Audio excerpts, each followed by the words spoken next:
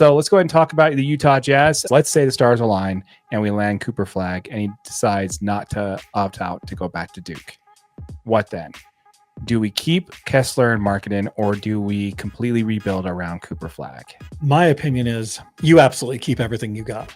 I want you to picture this starting five on the floor for the Utah Jazz.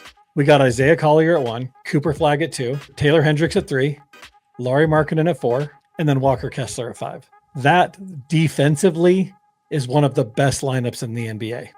Oh yeah, defensively, that is a fantastic lineup because Isaiah Collier is a very serviceable defender. Cooper Flagg is a great defender. Taylor Hendricks is, I mean, we've seen the flashes of his great defensive play. Lauri Markkanen is just too long. You're not just shooting the ball over him because he's 7 feet tall. And then you've got Walker Kessler, who's obviously Mr. Cleanup Man. He's going to, bring in all the rebounds. He's going to just continue to be a defensive force. Defensively, that starting five is ridiculous. And then you've still got some great weapons coming off the bench. I mean, that's assuming that Colin Sexton's not on the floor and he's coming off the bench for one of these guys. I mean, that still leaves Keontae George on the bench, Bryce Sensabaugh on the bench. I mean, even a Johnny Juzang, who became a very serviceable three-point shooter at the end of the year. All of a sudden, it looks like we got some depth. And all of a sudden, we're not trying to lose ball games. I mean, just the things that this brings, the options, it completely changes the way you see the Jazz. And I would be very curious to see just how that impacts this team confidence-wise, especially to have starting lineups and know, hey, you're not playing 28 tonight, you're playing 35.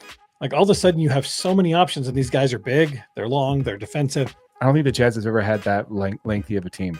No. I mean, I can't remember ever. When the shortest player on the court is Isaiah Collier at 6'3", you're in good shape. Yeah, well, you know my position on the short guards on this team. It was mentioned on the radio on ESPN 700 when they did an interview with someone that covers the team for KSL. This team has been trying to trade away JC, John Collins, and Colin Sexton for like the last 3 trade deadlines. They just simply can't move these guys. And he mentioned that the Jazz potentially could even start listening to offers on Lauri Markkanen as well. The big thing is, and this is just my opinion, if they don't get Cooper Flagg, is the chances of moving Lauri just exponentially higher because Lauri's 27 years old. He's hitting the peak years of his career. Do you risk losing the trade value for Lauri in his prime years, knowing you could potentially be in a rebuild for another 1 to 2 years? Yeah, I think you kind of have to. You almost have to move away from him, right? Walker Kessler's way younger. Yeah, Kessler's fine. Probably going to be easier to trade, though, because he's still on his rookie scale contract. The value there in an analytics NBA is definitely going to be easier to move Kessler than it is going to be Lauri Markkanen. But I would have to agree with you. Lauri Markkanen on a team that's not trying to lose, where some of the offense goes through him. He's a 20-point nice scorer, 6 rebounds, 5 assist type player. I just don't know if Lauri wants to go through another one of these seasons. I don't think the Jazz can get away with trying to do what they did this year. We already got fined once for it. The thing is like all these injuries that they had this year, we know how that got us, and hopefully that would entail really healthy players moving into next season. We're going to have Taylor Hendricks back. This is going to be an elite team on defense, especially if we get the Cooper Flagg ad, right? But if we don't get Cooper, I think you would see Lauri's name pop up in almost every single trade possible, because the Jazz, I think, will have to move him in hopes of, okay, well, let's tank again and see if we can get AJ Debbanza. We got to do something. We've got to get a player in here, but that slows down the rebuild a ton, because now you don't just need one player. Now you need 2, possibly 3, because Lauri is the production of 1 to 2 players. Like that's who he is.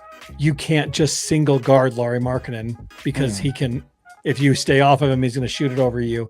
Nobody can play him one-on-one because he's 7 feet tall. Everything lands on us getting Cooper Flagg. Yeah, which is unfortunate, man. We land one of these other players. I don't know if they are going to be bad enough. They're not going to be good enough to compete in the West. Just not.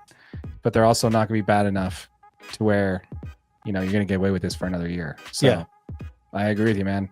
Yeah, we want to hear from you folks. Let us know what your thoughts are in the comments down below when it comes to the Utah Jazz and how important this offseason is going to be for this team.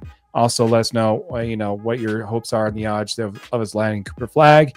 And let's say we do you build around him? Do you blow it up and build around him? Or do you stick with what we have much to AJ's lineup build there. It's pretty slick. Like it. I like it. We want to hear from you. Let us know in the comments down below.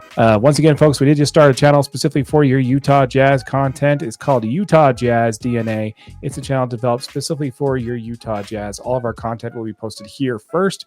If you were watching this on our main channel, DNA Sports Recap, our channel to Utah Jazz DNA will be linked in the comments down below. Boom. Make sure you find it, subscribe, hit that like button. We appreciate all the engagement.